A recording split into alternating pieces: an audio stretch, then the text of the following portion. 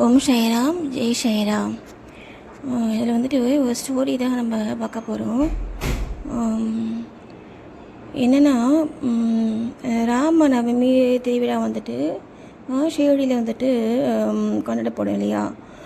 அந்த சமயத்தில் பார்த்திங்கன்னா தாமு அண்ணா அப்படிங்கிறவர் ஒரு அந்த அதுக்கான அந்த ஏற்பாடுகள்லாம் வந்துட்டு அவருடைய சொந்த செலவில் செய்வார். அதே மாதிரி அந்த அன்னதானம் செய்வார். இந்த மாதிரி நிறைய வந்துட்டு இந்த கடவுள் கைங்கரியம் இருக்கு இல்லைங்களா, அதை மாதிரி அவர் சேர்த்துட்டு இருந்தார். தாமோனா வந்துட்டு ஒவ்வொரு வருஷமும் ஓகேங்களா. அந்த மாதிரி இருக்கும் பொழுது ஒன் டைம் வந்துட்டு தாமு அண்ணாவும் அந்த பம்பாயில் அது ஒரு இந்த ஷீடிங்கிறது பம்பாயில் தானே இருக்குது. அப்போது அங்கே வந்துட்டு அவர் வந்துட்டு ஏலியன் ஒன்ஸ் வந்து போகிறதுனால அப்போ பாவக்கூட வந்துட்டு இருக்கவங்கெல்லாம் அவர்களெல்லாம் வந்துட்டு ஒரு ஒரு பரிச்சயமானாங்க. என்ன இப்போது நம்ம அப்படி இருக்கும் பொழுது அப்போ அங்கே அந்த ஊரில் இருக்கக்கூடிய ஒரு ஃப்ரெண்டு கூட நம்ம வந்துட்டு பஞ்சு வியாபாரம் வந்து செய்யலாம் அப்படின்ட்டு அது வந்துட்டு பல லட்ச ரூபாய்களை வந்துட்டு ஒரு லாபமாக நமக்கு கொண்டு வந்து தரும். அதனால் நம்ம இது வந்து செய்யலாம் அப்படின்ட்டு அந்த பம்பாயில் இருக்கக்கூடிய அவருடைய ஃப்ரெண்டும் அந்த தாமு ஒன்றா அவரும் வந்துட்டு ஒரு ஆசைப்படுறாங்க. சரிங்களா. சரி, நம்ம வந்து பாபாட்ட கேட்டுட்டு செய்யலாம், அதுதான் நல்லது அப்படின்ட்டு அவங்களுக்கு தோணுது. அதனால் வந்துட்டு என்ன பண்ணுறாங்க, பாபாட்ட வந்துட்டு ஒரு லெட்ரு போட்டார் அவர். சரிங்களா. ஒரு லெட்ரு போட்டு இந்த மாதிரி நான் வந்துட்டு இந்த பஞ்சு வியாபாரம் வந்துட்டு செய்ய போகிறேன், அதுக்கு நீங்கள் வந்துட்டு உங்களுடைய அனுமதி வந்து நீங்கள் வந்து கொடுங்க அப்படின்ட்டு அவர் வந்துட்டு ஒரு லெட்டரில் வந்துட்டு எழுதி போட்டிருக்காரு. லெட்ரு வந்துட்டு ஷீரடியில் பாபா இருக்க இடத்துக்கு போயிடுது.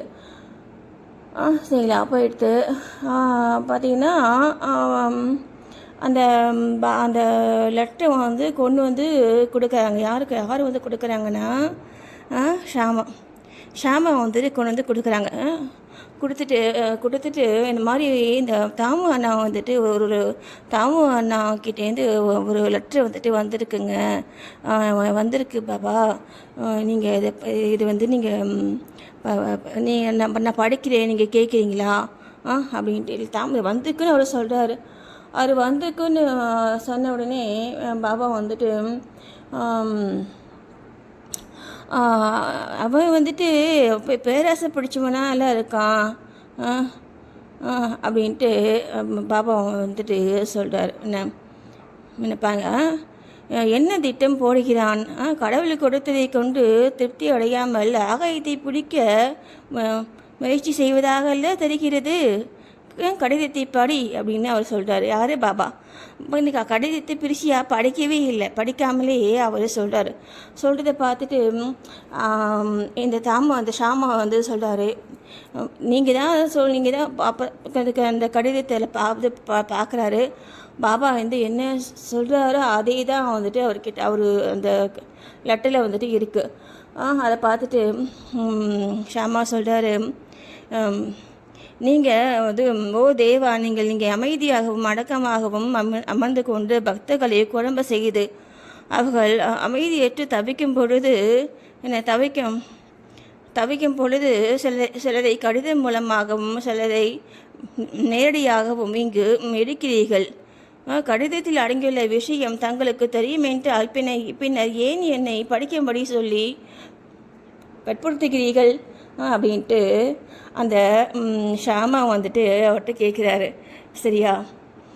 அதுக்கு பாபா சொல்கிறாரு, ஓ ஷாமா, தயவு செய்து அதை படி, சந்தர்ப்பவசமாக நான் ஏதாவது பேசுவேன், அதை யார் நம்புவார்கள் அப்படின்ட்டு பாபா சொல்கிறார். சரிங்களா. அதுக்கப்புறம் பாருங்கள், பின் ஷாமா கடிதத்தை வாசித்தார். பாபா அதை கவனத்துடன் கேட்டு உணர்ச்சியுடன் கூறினார். சேட்டுக்கு, யாருக்கு? தாமோனாக்கு பைத்தியம் பிடித்து விட்டது. அவனது வீட்டில் எதுவும் தேவை இருக்கவில்லை. இப்பொழுது அவனுக்கு இருப்பதை கொண்டு திருப்தி அடைந்து லட்சியங்களை பற்றி கவலைப்படாமல் இருக்கும்படி பதில் எழுது அப்படின்ட்டு பாபா வந்து சொல்லிட்டாரு. சரிங்களா? தாமு அண்ணா வந்துட்டு அதையே எழுதி போட்டுட்டாரு. என்ன போட்டுட்டாருங்களா? அப்புறம் அந்த அந்த கடிதம் வந்துட்டு அவர் கையில் கிடைக்கிது. யார் கையில்? அந்த தாமு அண்ணா. ஷாமா வந்துட்டு அந்த லெட்டர் வந்து போட்டுட்டாரு. தாமு அண்ணாவுக்கு வந்துட்டு அந்த லெட்டர் வந்து போய் கிடைக்குது. கிடைக்கும் பொழுது தாமு அண்ணா வந்துட்டு ரொம்ப மனசு, சரி நம்ம ஆசையில் வந்துட்டு மண்ணை போட்டுட்டாரே இவர்கிட்ட கேட்டதே பெரிய தப்பு. நான் இப்போ சரி பரவாயில்ல நம்ம கேட்டுட்டோம், அப்போது அவர் வந்து வேணான்னு சொல்லிட்டாரு, அவர் மீறி நம்ம செய்ய முடியாது. என்ன நம்ம கேட்காமலேயே நம்ம வந்துட்டு இருந்திருக்கலாம், தெரியாமல் நம்ம கேட்டுட்டோம். சரி என்ன பண்ணலாம் அப்படின்னு யோசிக்கிறாரு. சரி நேராக போயிட்டு கேட்டால் பாபா வந்துட்டு நமக்கு வந்துட்டு ஓகே பண்ணுன்னு சொல்லிடுவார். ஏன்னா அதில் அவ்வளோ காசு அதிகமாக வரும் அப்படின்ட்டு அவர் வந்துட்டு நம்புகிறாரு. சரிங்களா? அதிகமான காசு சம்பாதிக்கலாம் அதில் அப்படின்ட்டு நம்புறதுனால நம்ம நேராக போய் கேட்டோன்னா பாபா வந்துட்டு சரி ஓகேன்னு சொல்லிடுவார் அப்படின்ட்டு அவர் நேராக போகிறாரு. போயிட்டு பாபாட்ட போய் பார்க்குறாரு. பாபாட்ட போய் பார்த்து இந்த மாதிரி அவர்கிட்ட இந்த ஐஸ் வைப்பாங்கல்ல அந்த மாதிரி பாருங்க, வீழ்ந்து பணிந்து அவரது கால்களை பிடித்து விட்டு கொண்டு அமர்ந்திருந்தார். விவகாரத்தை பற்றி வெளிப்படையாக கேட்க அவருக்கு தைரியம் இல்லை. பாபாவுக்கு கொஞ்சம் பங்கு கொடுத்தால் நலமாக இருக்கும் என்று அவர் எண்ணினார். உடனே பாபா சொல்கிறாரு, இந்த மாதிரி இவ்வுலக விஷயங்களை எல்லாம் எனக்கு வந்துட்டு நான் வந்து சம்மந்தப்பட விரும்பலை அப்படின்ட்டு பாபா சொல்கிறார். எப்படி அவர் மனசில் நினைக்கிறாரு. நினச்ச உடனே பாபா சொல்கிறாரு, என்ன தன் மனதில் அவர் ரகசியமாக சிந்தித்து கொண்டிருந்தார். ஆனால் பாபாவுக்கு எதுவுமே திரையிடப்பட்டிருக்கவில்லை. நடந்தது, நடப்பது, நடக்கப் போவது யாவுமே அவருக்கு உள்ளங்கை நெல்லிக்கனி போல தெளிவாக இருந்தது. என்ன அவர் சொல்கிறாரு, பாபா சொல்கிறாரு, பாபு அம்மாதிரியான உலக விவகாரத்தில் எல்லாம் அது லாப பங்கு. சரிங்களா? நான் சிக்கிக்கொள்ள விரும்பவில்லை என்ன அப்படின்ட்டு அவர் சொல்லிட்டாரு. நான் சொல்கிறது புரியுதுங்களா? இதெல்லாம் வந்து பார்த்தீங்கன்னா எனக்கு வந்து கொஞ்சம் ஷேர் தரலான்ட்டு அவர் வந்து நினைக்கிறார் இல்லையா?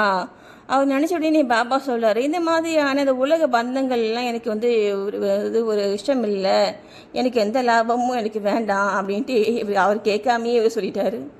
என்ன அப்போது பாபாவுடைய சம்மதமின்மையை அறிந்த தாமு அண்ணா அந்த எண்ணத்தையே கைவிட்டார். சரிங்களா? அப்போ சரி பரவா அப்படின்ட்டு அதுக்கப்புறமா பாருங்கள், அந்த எண்ணத்தையே வந்துட்டு கைவிட்டார். அதுக்கப்புறமா அவரை வந்துட்டு தானிய வியாபாரம் வந்துட்டு செய்யலாம். அது தானிய வியாபாரத்தை வந்து கம்மியான லாபம் தான் கிடைக்கும். சரிங்களா? இப்போது நான் வந்துட்டு ஒரு இந்த வியாபார இந்த ஒரு யுக்தியை பற்றி நான் சொன்னேன். இது எனக்கு தெரிஞ்சதை நான் சொல்ல பாருங்களேன். ஏன்னா இந்த ஒரு கடந்த சில வருடங்களாக நான் இந்த வியாபாரத்தை பற்றி நான் நிறைய விஷயங்கள் வந்து தெரிஞ்சுக்கிட்டேன். சரிங்களா? எதில் வந்துட்டு அதிகமான லாபம் வந்து கிடைக்குது தெரியுங்களா? என்ன எதில் அப்படின்னா, மக்களுக்கு அதை பற்றி நாலேஜ் இல்லாத தொழிலில் நீங்கள் எவ்வளோ வந்துட்டு காசு நீங்கள் வந்து விலை வச்சாலுமே மக்கள் அதை வாங்குகிறாங்க. நான் சொல்கிறது புரியுதுங்களா? அதுதான் பார்த்தீங்கன்னா அந்த எலக்ட்ரானிக்ஸு. சரிங்களா? அந்த மொபைல் அந்த மாதிரி வந்துட்டு அந்த எலக்ட்ரானிக் குட்ஸுன்னு சொல்கிறாங்க இல்லையா?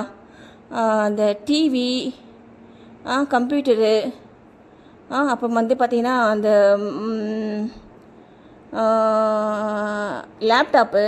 சரிங்களா? இந்த மாதிரியான இதுக்கெலாம் பார்த்திங்கன்னா சரியான லாபம், செம்ம லாபம் இருக்கலாம் இதில். அதே மாதிரி பார்த்திங்கன்னா லைட்டு சரிங்களா? லைட்டுக்கு அந்த வந்து ஒரு டிசைனாக வந்துட்டு அந்த ஃபேன்சி லைட்ஸு சொல்கிறாங்க இல்லையா? அதில் சரியான காசு. சரிங்களா?